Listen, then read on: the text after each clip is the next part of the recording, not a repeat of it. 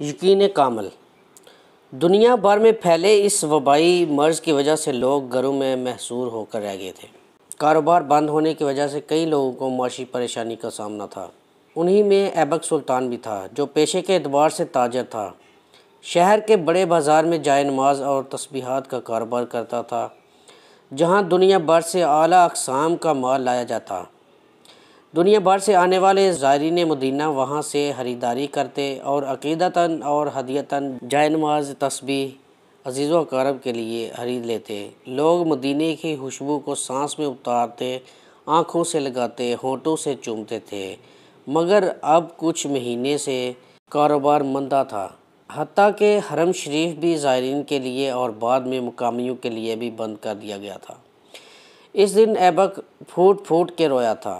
ایبک کا نام قطب الدین ایبک کے نام پر رکھا گیا تھا۔ اس کا شجرہ شمس الدین التمش سے جا ملتا تھا۔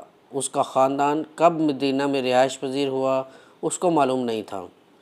اس کا صرف نام یا خاندان ہی سلطان سے نہیں ملتا تھا، بلکہ عادت بھی سلطانوں جیسی تھی، ان سلطانوں جیسی جنہوں نے پوری دنیا میں اسلام کا پرچم بلند کیا۔ صدیق اکبر جیسا دریا دل، التمش جیسا عبادت گزار، عمر بن عبدالعزیز جیسا متقی اور محمد بن قاسم جیسے دلیر تھا۔ ان محصور زدہ مہینوں میں اس نے ایمانداری سے اپنی جمع پونجی سے تمام ملازمین کو تنخواہ دی تھی کہ وہ بیچارے دیار غیر میں کیا کھائیں گے اور کیا بیچیں گے۔ ایبک سلطان ویسے بھی صدقہ خیرات اور امداد کے نام پر بڑی رقم لوگوں میں بانٹ دیا کرتا تھا۔ بہت زیادہ جمع پونجی نہ تھی۔ اب رمضان کا مہینہ شروع ہو چلا تھا۔ گھر میں کھانے پینے کو کچھ نہ بچا تھا، جو کچھ تھا ختم ہو چکا تھا۔ جتنی رقم تھی بٹ گئی تھی، آٹا چاول سب ڈبے خالی تھے۔ اس وقت جو واحد چیز بچی تھی وہ یقین کامل تھا۔ اس کو اپنے رب پہ بھروسہ تھا کہ دعا رد نہیں ہوگی، مدد پہنچے گی۔ اس کو گھر کے حالات نظر آ رہے تھے، پھر بھی بیوی کے بار بار بولنے اور بچوں کی بھوک کا خیال کر کے اس نے غسل کیا اور جائے نماز بچھا کر 2 رکعت نماز حاجات پڑھی۔ پھر اپنے رب سے مخاطب ہوا، اے میرے مالک، تو سب کچھ جانتا ہے، وہ بھی جو میں نہیں جانتا۔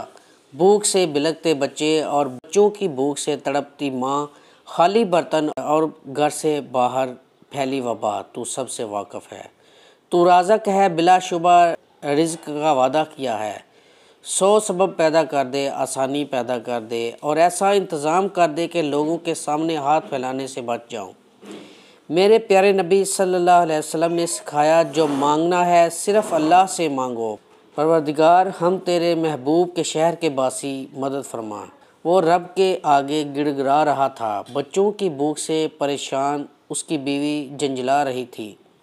آپ کسی جاننے والے سے بات کریں تاکہ وہ کچھ راشن یا رقم دے جائے۔